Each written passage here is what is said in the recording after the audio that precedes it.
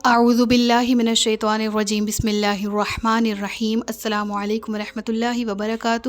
الحمدللہ سورۃ الجمعہ تک ہمارے تفسیری اسباق مکمل ہو چکے ہیں اور سورۃ المنافقون کا آج باقاعدہ تعارف ہم پڑھنے جا رہے ہیں۔ اس سے پہلے جو 3 لیکچرز تھے ان میں ہم نے سیکھ لیا، جانا اور سمجھا کہ منافقین کی نشانیاں کیا ہیں، منافقت کی وجوہات کیا ہوتی ہیں، منافق کہتے کسے ہیں،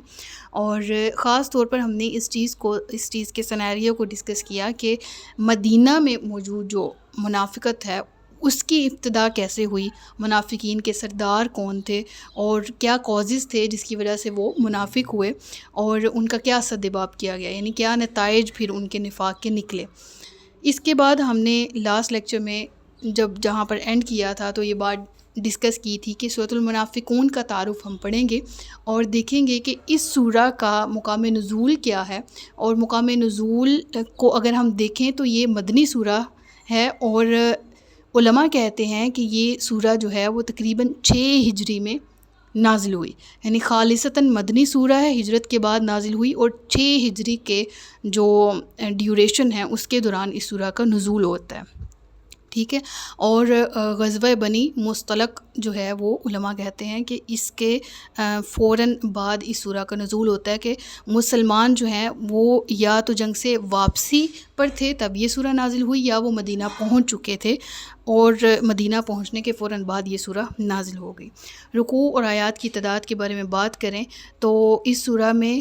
کل 2 رکوع ہیں، 11 آیتیں ہیں، 180 کلمات ہیں اور 973 حروف پر مشتمل یہ سورہ ہے۔ منافقون نام رکھنے کی وجہ کیا ہے؟ اس سورہ کی آیت کی ابتدا میں المنافقون کا لفظ ہے، اور اس سورہ میں منافقین کے احوال ہی بیان کیے گئے ہیں، منافقین کی نشانیاں، ان کے صفات، ان کے حالات، ان کی عادتیں،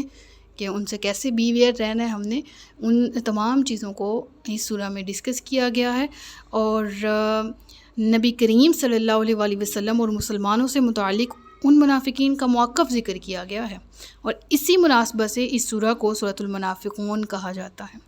اب بات کر لیتے ہیں مضامین کی۔ اگر ہم نے پچھلے 3 لیکچرز دھیان سے سن رکھے ہیں اور ہم نے سیکھے ہیں باقاعدہ جس طرح سے ویریشن کے ساتھ ہم نے ایک کے بعد دوسرا، دوسرے کے بعد تیسرا ٹاپک ڈسکس کیا، تو اب ہم اس سورہ کے مضامین کو اگر پڑھیں گے، جانیں گے، تو ہمیں یہ سورہ بہترین طور پر سمجھ بھی آئے گی، اور ہمیں معلوم بھی ہوگا کہ اللہ تبارک و تعالیٰ کو منافقت کس قدر ناپسند ہے، اللہ کے نبی کو منافقین کا رویہ کس قدر ناپسند تھا، اور نہ صرف یہ اس دور کے کچھ خاص لوگ، کچھ خاص طبقہ جو تھا وہ اس کا ذکر ہے، بلکہ رہتی دنیا تک کے لیے، ان کے فالوورز کے لیے جو ہے وہ نشان عبرت ہے۔ یعنی سورہ کی وہ آیات کے جس میں اللہ تبارک و تعالیٰ نے اپنے محبوب کو بھی کہا ہے کہ یہ کہتے ہیں کہ ایون یہ کہتے ہیں اے نبی کہ آپ اللہ کے نبی ہیں، بے شک آپ اللہ کے نبی ہیں، لیکن یہ منافقین جھوٹے ہیں، یعنی دل سے نہیں کہہ رہے تصدیق، یعنی ان کا ایمان لانا ہی قبول نہیں ہے، کیونکہ ان کے اقرارم باللسان کے پیچھے تصدیقم بالقلب نہیں ہے، زبانی کلامی اپنے آپ کو کہتے ہیں لیکن دل کی تصدیق نہیں کرتے۔ بہرحال مضامین کو ایک نظر دیکھ لیتے ہیں۔ اس سورہ کا مرکزی مضمون یہ ہے کہ اس میں منافقون کے نفاق کو ظاہر کیا گیا، جیسے میں نے بھی آپ کے سامنے ذکر کیا، اور ان کے بارے میں بتایا گیا کہ منافقین جھوٹ بولتے ہیں اور جھوٹی قسمیں کھاتے ہیں، اپنے آپ کو ڈیفینڈ کرتے ہیں، اللہ کے نام کی قسمیں جھوٹی کھا کے ان کو اپنی ڈھال بنا لیتے ہیں۔ اس کے بعد اس سورہ کی ابتدا میں بتایا گیا کہ منافق اپنے دلی عقیدے میں تو ضرور جھوٹے ہیں، اور اپنی جان بچانے کے لیے انہوں نے اپنی قسموں کو ڈھال بنا لیا ہے، اور زبان سے ایمان لانے اور دل سے کفر کرنے کی وجہ سے اللہ تبارک و تعالیٰ نے ان کے دلوں پر مہر لگا دی ہے، اب کہ یہ گمراہی میں جا پڑے ہیں، اور اس کی وجہ سے وہ ایمان کی حقیقت کو نہیں سمجھ سکتے، کیونکہ ایمان کا لطف، ایمان کی حلاوت، ایمان کی حقیقت اس شخص کا مقدر بنتی ہے جو کہ اچھی نیت اور صاف دل کے ساتھ اس کو سیکھنے کی کوشش کرتا ہے، ورنہ یہی دین ہے، یہی قرآن ہے کہ جس کی طرف کوئی آئے اور بیڈ اٹینشنز کے ساتھ آئے تو یضل بہ کثیرا کے زمرے میں اس شخص کا اس گروہ میں شمار ہوتا ہے۔ بہرحال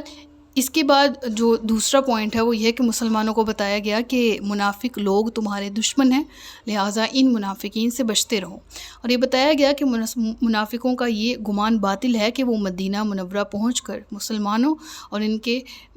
جو نبی ہیں حضرت محمد مصطفیٰ صلی اللہ علیہ وسلم ان کو مدینہ منورہ سے نکال دیں گے، ان کا یہ گمان سراسر جھوٹا ہے اور یہ ایسا کرنے سے قاصر رہے بھی۔ اس کے بعد بتایا گیا کہ اس سورہ کے آخر میں جو بات ڈسکس کی گئی ہے وہ مسلمانوں کو ایک ترغیب دی گئی ہے کہ اللہ تبارک و تعالیٰ کی اطاعت اور اس کی عبادت کرنے میں مصروف رہیں، اندرونی اور بیرونی دشمنوں سے مقابلے کے لیے اللہ کی راہ میں مال خرچ کریں اور اس میں دیر نہ کریں، کیونکہ موت کا وقت کسی کو بھی معلوم نہیں ہے۔ موت ایسی حقیقت ہے کہ جس سے کوئی بھی اسکیپ نہیں چاہ سکتا، اور چاہ بھی لے تو وہ پا نہیں سکتا۔ اس کے بعد اگر اس سے ماں قبل سورہ سورۃ الجمعہ سے اس سورہ کا ریلیشن ہم پڑھیں، ریلیشن سیکھیں، تو ایک مناسبت یہ ہے کہ سورۃ الجمعہ میں مسلمانوں کا ذکر کیا گیا اور اس سورہ میں ان کی ضد یعنی ان کے اپوزٹ یعنی منافقین کا ذکر کیا گیا۔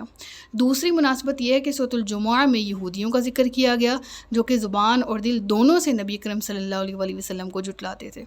اور سورۃ المنافقون میں ان لوگوں کا ذکر کیا گیا جو زبان سے نبی کریم صلی اللہ علیہ وسلم کی نبوت کا اقرار تو کرتے لیکن دل سے اس کے منکر تھے۔ تو یہاں تک ہمارا جو ہے وہ اس کا شارٹ انٹروڈکشن پورا ہوتا ہے۔ نیکسٹ لیکچر میں ہم پہلی آیت کے ساتھ انہی مضامین کو تفصیل سے پڑھنے کی کوشش کریں گے، آغاز کریں گے پہلی آیت سے۔ اللہ تبارک و تعالی ہم سب کو علم نافع اور عمل خیر کی توفیق عطا فرمائے۔ یہاں تک اگر کوئی کنفیوژن ہو، پچھلے 3 لیکچرز ہیں ان سے متعلق اگر کسی بھی قسم کا سوال ہو تو آپ کمنٹ سیکشن میں پوچھ سکتے ہیں۔ اپنا بہت سا خیال رکھیے گا، مجھے دعا میں یاد رکھیے گا، اور آخر میں ضرور کہنا چاہوں گی کہ حقیقی طور پر دعا جو دل سے نکلتی ہے، نہ جانے میں آپ کی دعاؤں کے لیے اپنے آپ کو اگر سامنے رکھوں تو اہل ہوں یا نہیں ہوں، لیکن یہ محض ایک ڈائلاگ یا محض ایک لائن نہیں ہے، یہ حقیقت ہے کہ میں آپ کی دعاؤں کی محتاج ہوں اور مجھے